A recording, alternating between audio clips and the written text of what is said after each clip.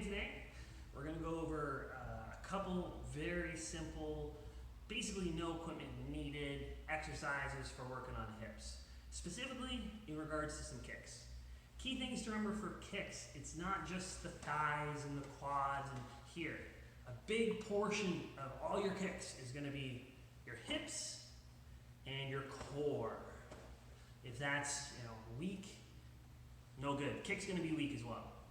Second thing, you have to straighten that knee pretty much on every kick. There of course are exceptions like the knee kick, where your knee is completely bent the entire time.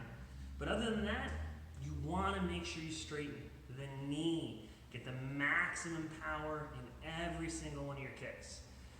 So, I'm going to be using a chair. Now I'm going to be using a target pad. You don't have to do that. We're not going to be doing any impact today. You can use a wall, you can hang a piece of paper from the ceiling. The thing you're hitting doesn't make a big difference, and you can actually even use a wall. So first thing we're going to do, very simple, knee lifts. Key thing for the knee lift, you lift the knee, hold it, and slowly place it back on the ground.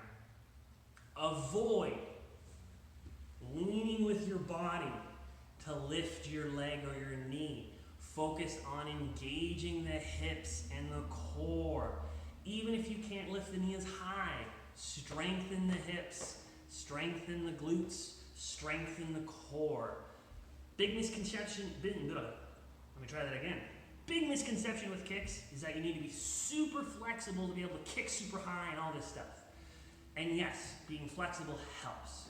But the biggest thing, simplest thing, is actually strengthening here. If this is strong, it's a lot easier to lift that leg for the kicks. Even if you're flexible, that strength is the most important. So first thing, we're going to do knee lifts for the front kick.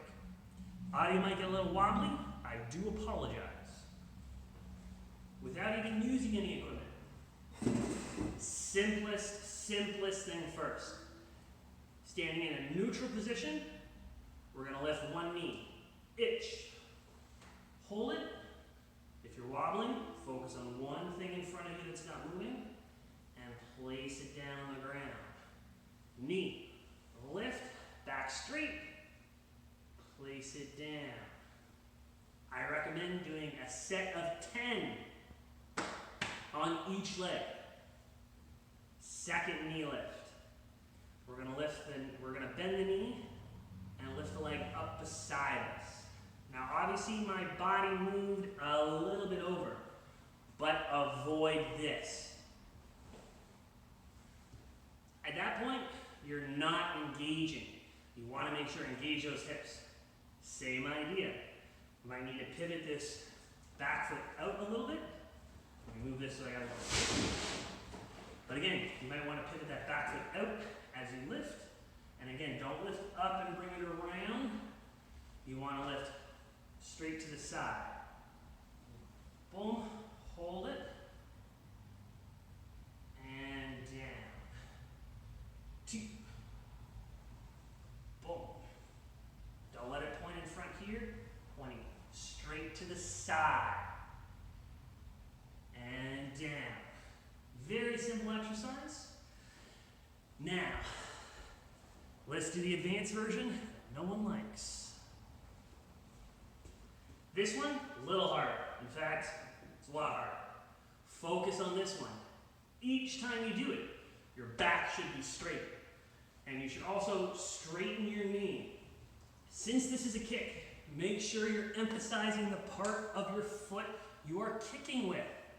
Make your ankle position correct, all of it, but go slow.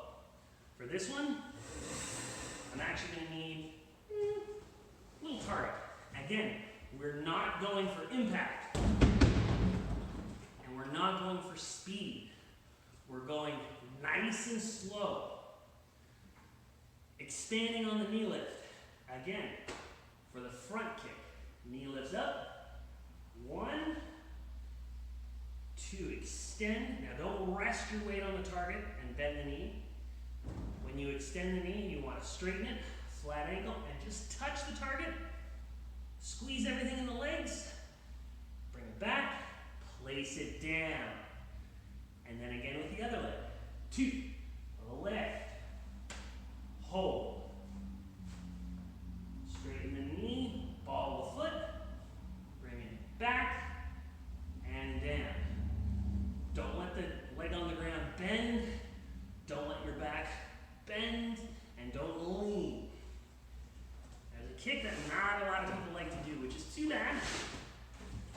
Because once you get it, it's very strong. Side kick. So we're going to do the same thing for this one. For this one, the target has to be beside me. My knee lifts up in front. Boom. Now it's a little hard to see. You can kind of see my back foot. After I lift the knee, I have to pivot on my toe. If I'm kicking this way, my base foot has to point in the opposite direction. So again, lift, squeeze and hold, bend the ankle back, pivot, place the heel on the target. Again, not leaning on the target, not bending this leg here. Straighten, bring it back, place. Again, 10 on one leg, 10 on the other. Back straight, knee straight. Fully extend the leg. Again, if you can't lift your leg up here, whoop, barely I can. Go here. Let the strength increase over time. Let the height increase over time. Don't push it to a point where you injure yourself. Now, another one you can do, I like to do this kind of like it's almost like a front leg. Very simple. Just like with the side kick, this base foot that's going to stay on the ground has to pivot. Now, don't pivot on the heel. We're going to pivot on the ball of the foot, but be very careful not to lift your heel way up. Pivot and keep that foot on the ground. For this one, roundhouse. We're going to pivot and lift the leg. Boom. Pointing the knee straight at the target. Now my foot's flat right now, not bent up. Flat. I extend, touch, bring it back, and place it straight down. You'll notice I'm not lifting my leg behind or in front and then whipping it. My knee goes from here straight up to point the target.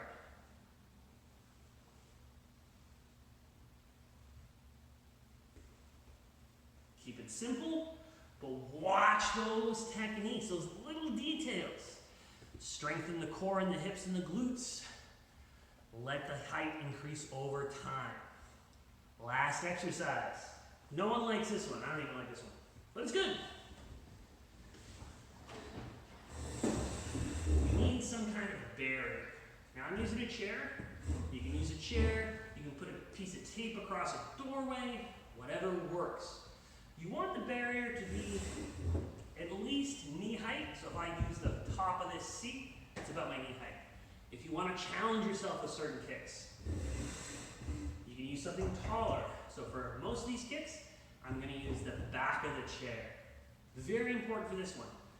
We're going to be doing kicks. You can do back leg, or you can do front leg. I think for this one, I'm going to do my back leg. So I'm going to switch sides. Now, I tore my meniscus last year, so I'm trying to work on stabilizing with this leg. So it's another great way. As long as you're going slow, great way to work on stabilization. When you're doing this, you can't go around the sides of the chair. Doesn't matter what kick you're doing. You have to go over the top. Now, the closer you are, the more difficult it's going to be. If you're so far away that you can't even touch it when you kick, no good. It's going to kind of happy medium distance. All we're going to do, you can do it for any kick.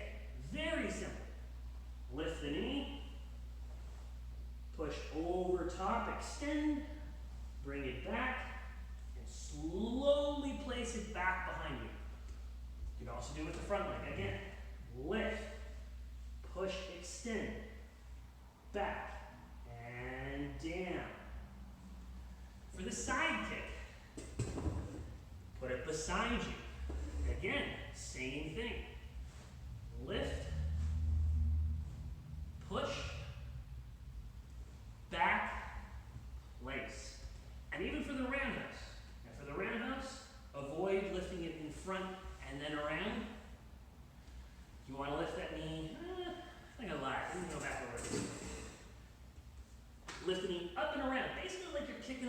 long fence. Up and around, point the knee, extend, back, place it behind. Now, I recommend 10 knee lifts for each kick, each leg. If you're feeling crazy, 10 extensions over the chair as well. Each kick, each leg. And if you're feeling super crazy, 10 kicks each leg for each kick, lightly tapping the target with the proper part of the foot. Don't need a lot of space. You technically don't need any of this equipment. So make sure practice those legs, practice those kicks, work on those hips, and hopefully we'll see everyone soon. Have a great one.